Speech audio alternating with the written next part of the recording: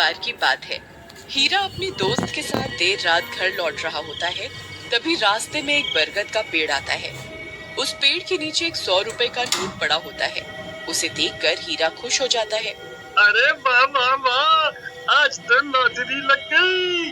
रामू भाई, वो देखो 100 रुपए का नोट। फिर हीरा वो पैसे उठा लेता है। तभी उन्हें पेड़ में से अजीब सी आवाज आती है। फिर वो जैसे ही ऊपर की ओर देखता है तो उन्हें पेड़ पर एक 2000 का नोट लगा हुआ दिखाई देता है।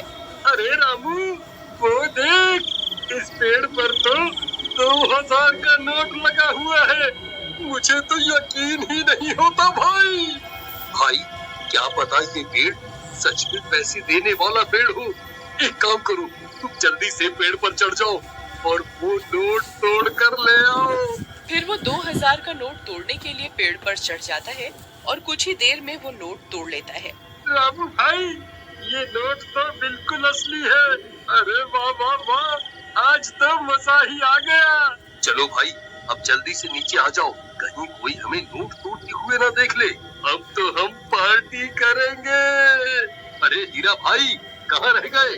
जल्दी नीचे आओ, कोई हमें देख ना ले। अरे हीरा भाई, कहाँ रह गए? नीचे क्यों नहीं उतर रहे? कहीं तुम अकेले ही इन 2000 रुपयों को हजम तो नहीं करना चाहते भाई? तभी हीरा के चीखने की आवाज आती है। अरे क्या हुआ भाई, सब ठीक तो है? अरे यार, क्या करूं, ये तो दिखाई भी नहीं दे रहा। अरे भाई, तुम ठीक तो हो? क्या करूं क्या करूं? हाँ, मुझे ही ऊपर जाकर देखना होगा कि आखिर माजरा क्या है। फिर रामू भी पेड़ पर चढ़ने लगता है। तभी पेड़ से किसी के गुर्राने की आवाज आती है। रामू वहीं रुक जाता है।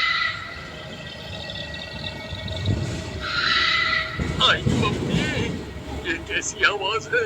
अरे कमबख्त हीरा, ये कैसी डरावनी डरावनी आवाजें निकाल रहा है? मुझे पता है, तू अकेला ही इन 2000 रुपयों को हजम करना चाहता है। आई मम्मी, कौन कौन है भाई? अरे हीरा, तेरा नाश मिटे कमबख्त। तुझे क्या लगता है तू मुझे यूं डरा कर 2000 रुपए हजम कर जाएगा? मैं अपने हिस्से के पैसे नहीं छोड़ूंगा। हाँ। फिर डर के मारे रामू वहाँ से भाग जाता है। अरे मर गया रे, भागो रे। सुबह होने पर रामू सीधा हीरा के घर हिस्से के पैसे लेने पहुँच जाता है। ये हीरा, दरवाजा खोल, मैं अपने हिस्से के पैसे लेने आ गया। चल जल्दी मेरे पैसे निकाल।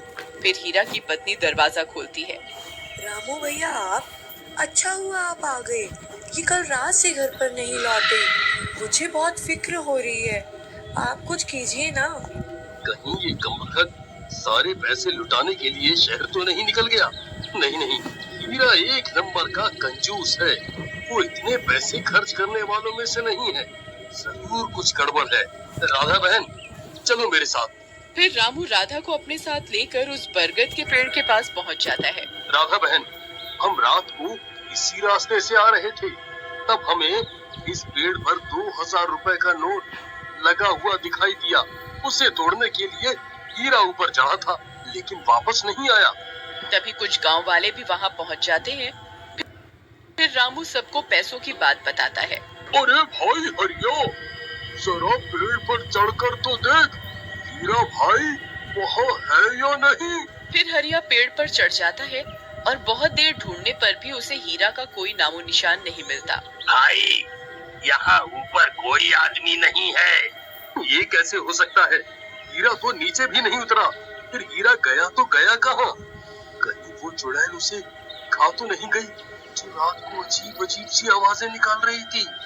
फिर सब गांव वाले वहां से चले जाते हैं और राधा रोने लगती है। जी आप कहाँ चले गए जी? अब मैं आपको कहाँ ढूंढूं? तुम रो नहीं बहन, हीरा जरूर मिल जाएगा। हम रात होने पर यहाँ दोबारा आएंगे। फिर वे दोनों भी वहां से चले जाते हैं।